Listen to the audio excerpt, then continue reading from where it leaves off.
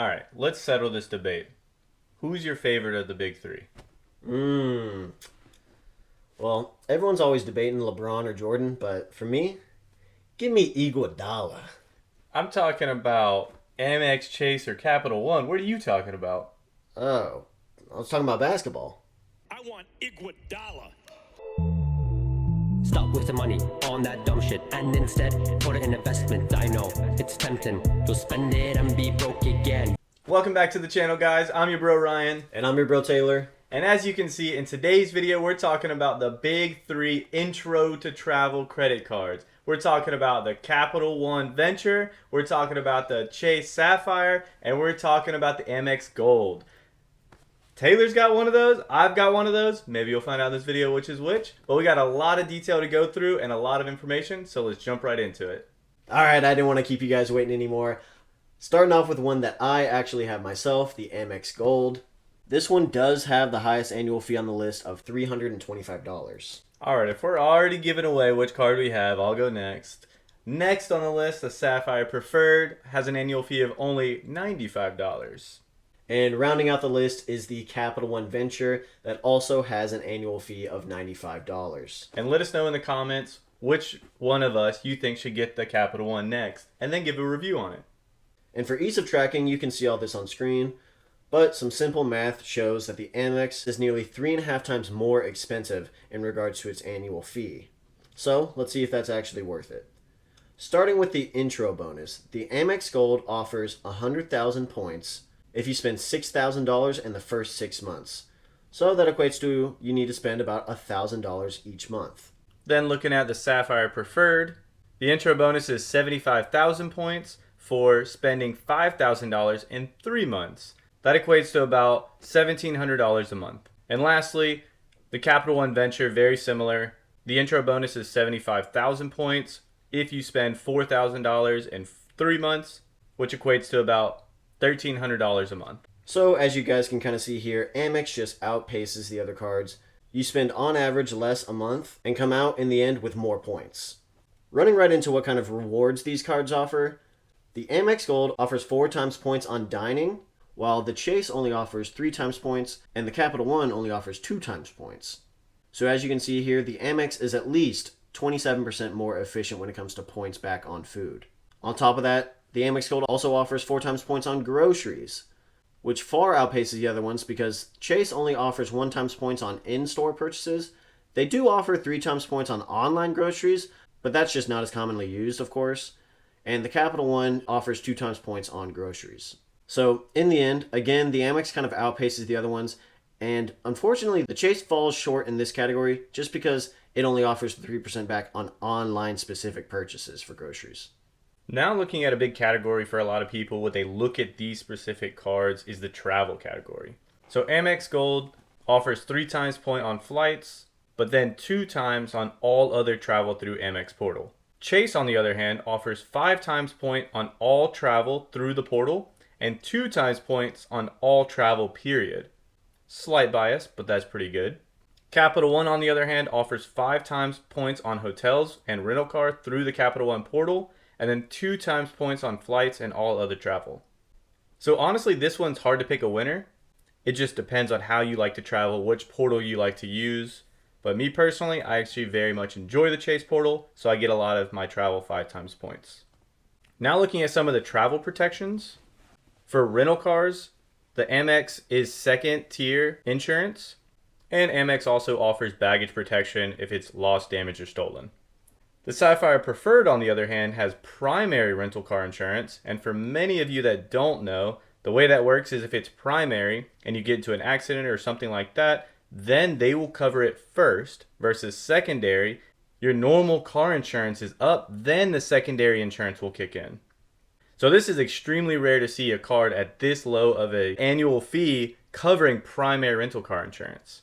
And then on top of that, it has trip cancellation protection and delay. It also has all the baggage insurances as well. And then the Capital One has secondary rental car insurance. So obviously, in this case, the Chase offers superior risk mitigation. And then running right into some of the credits that these cards offer, the Amex Gold offers $10 a month of Uber Cash. It also offers an annual $120 dining credit, and a $7 a month Dunkin' credit. It also has a $100 annual Resi credit, but honestly, I haven't really heard of many people using that, and I don't really know how useful that is. Chase, on the other hand, offers a annual $50 hotel credit, and it does offer you the DoorDash Pass, which comes with $10 a month, adding up to a total of $120 each year. The Capital One, on the other hand, offers you a $120 credit for pre-check, but pre-check will last you 5 years, so this credit's not going to come into play that often. And then it does offer a one-time $250 travel credit in your first year of owning the card. Other than that, all you really get is a $50 credit for every stay at a Lifestyle Collection hotel. So as you can kind of see, the Amex does offer more credits, but it's a bit more high maintenance. You got to do a few more things. You will have to opt into a lot of these.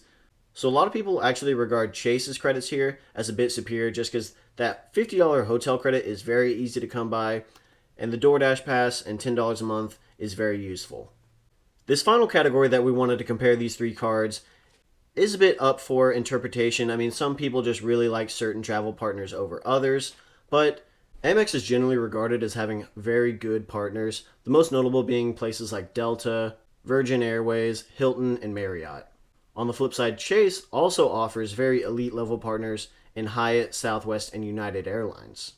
On the other hand, Capital One is a bit more mid-tier. They offer some places like British Airways, Air Canada, Wyndham. A lot of people consider Hyatt to have the best value per point. So if we had to edge one out over the other, we might give it a Chase. But if you're like a big Delta flyer, then obviously a card like Amex Gold might be more suited to you. Yeah, and when I was shopping around for cards myself, I looked at these obviously three and a couple of other options. And one of the biggest reasons I went to Chase was their value for point and the transfer partners. And those transfer partners are often partners with other airlines. So, for example, one of the big trips I'm taking soon, I bought it through Chase transfer partner, Virgin Airlines, and actually bought it through them to go to Delta. So I bought a Delta flight through Chase, even though Delta is not a true partner. So again, there's so many ways around it, but that's what I was looking for. Top tier partners and top tier value in that. And then going to the credits, that was another thing. I wanted to make sure I could pay off that fee to make sense to me. Yeah. Not only the intro bonus, but once I carry it past that first year. And I just thought that Chase Sapphire Preferred had such easy way. I didn't have to go out of my way and do things that I normally don't. Yeah. I don't take Uber that often. I don't go to Dunkin' ever. So again, it was going to be so hard to make that make sense. And then Amex on top of that had a higher fee. So that's kind of what washed it out for me. But at the same time, the credits for groceries and dining were so high. That's the only reason it stayed in that conversation for so long. If that was any lower, I would have wrote it off a long time ago. Yeah, and to defend the Amex Gold a little bit, or at least my decision to get it, I got it when it used to be just $250, and the math worked out a little bit more in my favor at that point. Since it's increased to $325, I do agree. You know, at that point, you really do have to kind of balance and like, okay, am I really going to get the most out of this card? Speaking of which, to use a little bit more engineering jargon on you, we looked at something that we refer to as the utilization ratio, which effectively is just a measure of its effective annual fee. So, looking at the Amex, it has a $325 annual fee. But if you take out some of the credits, what's the effective fee? So, we added up the $120 annual Uber credit, the $120 annual dining credit, and the $84 annual Dunkin' credit. But you're probably not going to use that every time, every month. So, we gave it an 80% utilization. Do that math, and we came out to a $65 effective fee. Now, you may be wondering, well, why'd you not include the $100 Resi credit? Again, I've had this card for years now. I've never used it. I never think to use it. It's just not a part of what I really do, so it never gets used. Chase, on the other hand, does have just a $95 annual fee. We calculated the effective credits to be $120 of that Dash Pass cash, try saying that 5 times fast, at an 80% utilization rate, plus the flat $50 hotel annual credit, which, you do that math, the effective annual fee of this card comes out to a positive $50. So you're essentially making money or getting paid to use this card. Finally, the Capital One Venture does have just a $95 annual fee, but once you get past that first year, the credits aren't really that impressive. And let's say you do stay at a Lifestyle Collection hotel twice a year, which might be a bit generous, you'll get a $100 credit, which makes the effective annual fee positive $5. So, looking at it, the Chase beats everyone out as far as the effective annual fee, but there are instances in which the Amex can outpace it because it does have some bigger point multipliers than the Sapphire Preferred. So, if you do spend $1,000 a month on food, and this is with either the Chase or the Amex card, the Amex will edge out the Chase by just a little bit. So if you're maybe someone that has a large family and you know you spend a lot on your grocery spill or dining out, and you're like, yeah, I spend $1,500 a month on all my food, well, then maybe the Amex does justify itself. It's all kind of about your lifestyle. I mean, someone who's a single person, doesn't go out much, loves to cook at home, you know, they're probably not going to end up using $1,000 a month on food to justify it.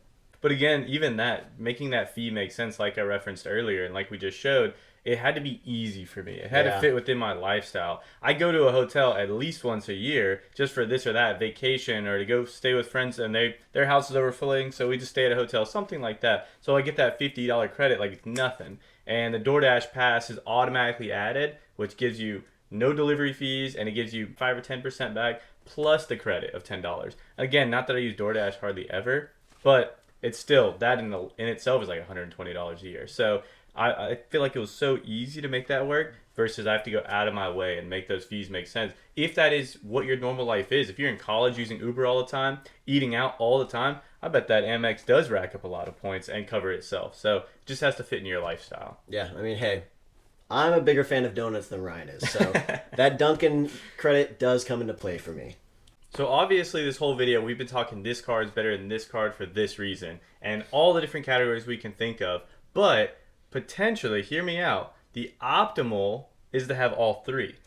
Because you get the Amex Gold, which again, like we talked about, is top tier for food and dining. You get a ton of points, rack it up that way. Yep. You also get access to the Amex portal. Mm-hmm. Then you go to the Chase Sapphire Preferred for a low annual fee, primary rental car coverage, a huge travel portal with great partners that you get tons of travel points and perks on. And then, as a catch-all, you have the Capital One for the 2 times on everything else that you miss on the other two. And now you have the Capital One portal. So, come on, hear me out. And we already made the fees make sense. Yeah. They balance each other out. You have the 65, but then you have the plus 50. Like, you could make this work optimally. But again, as always, make sure all of that fits your lifestyle. Yeah. Don't make your lifestyle fit those cards. Yeah, just like Ryan said, the effective annual fee could justify getting multiple cards, especially, you know, you're a large family that's spending $1,000 a month on food. We kind of showed how the math does work out in your favor here. So if you guys have any of these cards or any other cards, please let us know down in the comments your experience with them. We'd love to hear any feedback from you. You know, we love looking at new cards. And if there are any cards that you want us to do a review or comparison on in the future, please let us know down in the comments. We love hearing from you. If you got something out of this video, please be sure to like, subscribe, and share. And we'll see you guys next week. Stop wasting money on that dumb shit and instead put it in investment. I know it's tempting. You'll spend it and be broke again. All right, I didn't want to keep you guys. Those two. Every once in a while, my motion is just not what it needs to be. All right. All right, guys.